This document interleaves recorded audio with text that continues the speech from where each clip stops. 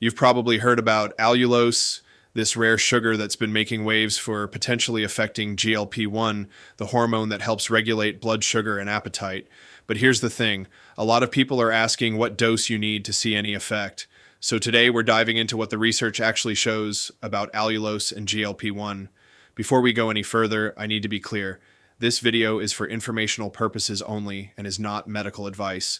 If you have diabetes or any health condition, don't use allulose to self-treat or replace your prescribed therapies. Always talk with your healthcare professional before making changes to your diet or treatment plan. So, what is allulose? It's a naturally occurring sugar found in tiny amounts in foods like wheat, figs, and raisins. Structurally, it looks a lot like fructose, but your body handles it completely differently. It only provides about 0.4 calories per gram compared to the 4 calories in regular sugar.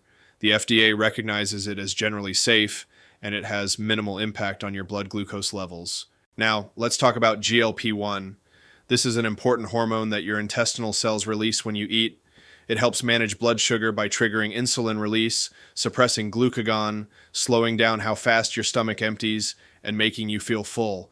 These are the same mechanisms that make GLP-1 medications so effective for managing type 2 diabetes and obesity. So where does allulose come into the picture? Some preliminary research suggests it might trigger modest GLP-1 secretion. Scientists think it could interact with sweet taste receptors or other nutrient-sensing mechanisms on the cells that produce GLP-1. Interestingly, most of the allulose you eat gets absorbed in your small intestine and leaves your body unchanged in your urine, with only a small amount reaching your colon. Here's what the research shows. Most human studies have looked at doses between 5 and 10 grams of allulose. These studies found modest, temporary increases in GLP-1 levels, but here's the critical part. Results vary a lot from person to person, and no minimum effective dose has been established. These amounts represent what researchers studied, not recommendations for achieving a GLP-1 effect. The GLP-1 increases seen with allulose are also pretty small and short-lived compared to what you'd see with actual GLP-1 medications. And we're talking about modest, transient changes, not the sustained, significant increases you get from pharmaceutical treatments. Several factors influence how your body might respond. Your individual metabolic characteristics matter. What you eat alongside the allulose can affect the response. Timing plays a role too. The bottom line is that everyone's response is different. And if you're thinking about using allulose, here's what you should know. While the FDA recognizes it as generally safe, it's excluded from total and added sugars labeling under current FDA enforcement discretion, but it still counts toward total carbohydrate on nutrition labels.